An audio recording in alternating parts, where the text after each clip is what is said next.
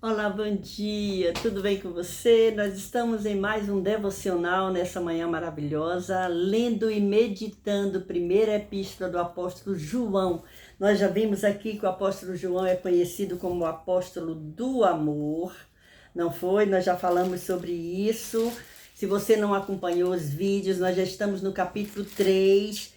E hoje nós vamos meditar no do versículo 7 ao versículo 12, a nossa meditação no dia de hoje. Nós já falamos aqui no início dessa leitura, nesse lendo e meditando, que essa epístola foi escrita, como diz o nome, o apóstolo João. O tema dela é verdade e justiça e foi escrito entre 85 a 95 depois de Cristo. Olha só, esse é o mesmo João que escreveu o Evangelho segundo João, não é? E nós vamos ler, então, do versículo 7 ao versículo 12 do capítulo 3. Pegou a sua Bíblia, conseguiu pegar? Se você quiser anotar, você pode anotar, mas eu quero te pedir um favor. Deixa seu gostei, comente, compartilhe. É muito bom saber que você faz parte desse canal. E obrigado a você que já é inscrito. Deixa eu te falar uma coisa. Se você não estiver recebendo notificação, verifica a sua inscrição, certo? Dá uma olhadinha lá, dá o seu like, porque é bom, porque aí o YouTube manda para você, notifica você, tá certo? É muito bom saber que você tá aí. Mas vamos então, a minha oração nessa manhã é que o Espírito Santo de Deus esteja na tua vida. A minha oração é para que esse dia seja um dia vitorioso para você. A minha oração é que você receba respostas daquilo que você está pedindo há tanto tempo. Você que tem causa na justiça, você que está esperando uma resposta de um concurso, de uma prova, de um emprego, que hoje, em nome de Jesus, seja o dia da tua vitória, para a glória e para a honra do nome do Senhor Jesus. E se você quiser compartilhar o seu testemunho aqui nesse canal, coloque nos comentários. Eu quero me alegrar com você, porque o Senhor tem prazer em te abençoar. E hoje eu quero ministrar sobre a tua vida, em nome de Jesus, uma bênção especial. Eu não sei o que você está precisando, eu não sei o que você está buscando, mas eu sei no Deus que ouve o nosso pedido. E já ouviu a tua oração e já está respondendo para a glória e para a honra do nome do Senhor Jesus. Então tome posse hoje, agora, da tua vitória, da tua resposta, em nome de Jesus e para a glória do nome de Jesus. Vamos ler então? Primeira epístola do apóstolo João, capítulo de número 3, a partir do versículo 7. Vamos lá.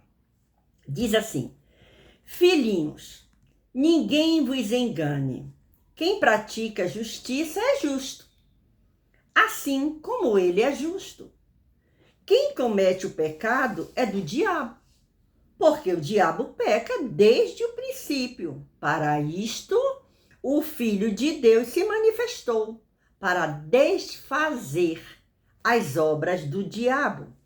Qualquer que é nascido de Deus não comete pecado, porque a sua semente permanece nele e não pode pecar, porque é nascido de Deus. Nisto são manifestos os filhos de Deus e os filhos do diabo. Qualquer que não pratica a justiça e não ama a seu irmão, não é de Deus. Porque esta é a mensagem que ouvistes desde o princípio, que nos amemos uns aos outros, não como Caim, que era do maligno e matou a seu irmão. E por que causa o matou? Porque as suas obras eram más e as de seu irmão justas. Olhe que leitura. Eu vou repetir essa leitura para que fique gravado no nosso coração, porque ela é preciosa. Vou ler outra vez. Capítulo 3, de primeira epístola de João, a partir do versículo 7. Filhinhos, ninguém vos engane. Quem pratica justiça é justo, assim como ele é justo. Quem comete o pecado é do diabo, porque o diabo peca desde o princípio. Para isto o Filho de Deus se manifestou, para desfazer as obras do diabo. Qualquer que é nascido de Deus não comete pecado, porque a sua semente permanece nele, e não pode pecar, porque é nascido de Deus. Nisto são manifestos os filhos de Deus e os filhos do diabo. Qualquer que não pratica a justiça e não ama seu irmão não é de Deus. Porque esta é a mensagem que ouvistes desde o princípio, que nos amemos uns aos outros. Não como Caim, que era do maligno e matou a seu irmão. E por que causa o matou? Porque as suas obras eram más e as de seu irmão justas. Olha só, nós temos um texto preciosíssimo, como toda a palavra que está escrita aqui. E nós temos aqui, nós começamos a ler do versículo de número 7, e nós temos aqui uma coisa maravilhosa. Olha só o que nós encontramos aqui. Nós encontramos no versículo 7 o apóstolo João falando, filhinhos. Esse carinho que João tem é de um cuidado, de uma pessoa que ama o que faz, que tem certeza do que está falando, tem convicção do que viveu e quer compartilhar e quer que todos os outros que vão ouvi-lo, que tenha também esse mesmo privilégio. E aí ele disse, filhinhos, ninguém vos engane. Olha que conselho, ele diz, filhinhos, ninguém vos engane. Então presta atenção, abre teus olhos, abre teus ouvidos para não ser enganado. Ninguém vos engane. Quem pratica justiça, olha como ele disse, quem pratica justiça é justo, assim como ele é justo. Quem é justo? Deus Pai, Deus Filho. Olha só, quem comete o pecado, Deus peca? Não. Então, quem comete o pecado é do diabo, porque o diabo peca desde o princípio. Para isto, o Filho de Deus se manifestou. Por causa disso, Deus mandou o seu Filho para se manifestar nessa terra, para dar a sua vida, para ser Cordeiro de Deus, para tirar o pecado do mundo. Então, não se engane. Ninguém vos engane. Para isto, o Filho de Deus se manifestou para desfazer as obras do diabo. Olha só, e aí o versículo 9 diz assim, qualquer que é nascido de Deus não comete pecado. Do grego, comete pecado, vem do grego amartano. É um infinitivo presente ativo. Irmã, você sabe grego? Estudei grego, mas não sei nada. Presente ativo que subentende ação contínua. Não comete pecado. Se não comete pecado, não comete hoje, não comete amanhã, não comete quando levanta, não comete ao meio-dia, não comete a hora não comete pecado. É uma constante. João enfatiza que quem realmente nasceu de Deus não pode continuar a viver pecando conscientemente. Porque tem hora que a gente peca consciente do que está fazendo de errado. Eu vou errar, vou pecar, não tem problema não, vou fazer, depois eu peço perdão. Não é assim não. Não pode ser assim. Tem que ser uma constante, viver em Cristo Jesus. Não pode continuar. Quem realmente nasceu de Deus não pode continuar a viver pecando conscientemente, porque a vida de Deus não pode permanecer em quem vive na prática do pecado. O pecado nos afasta de Deus e nos aproxima de Satanás. Pronto, por quê? Porque o diabo é o pai da mentira, o pai do pecado. Ele peca desde o princípio. E aí, diz aqui o versículo 9, qualquer que é nascido de Deus não comete pecado, porque a sua semente, a semente de quem? De Deus, permanece nele e não pode pecar.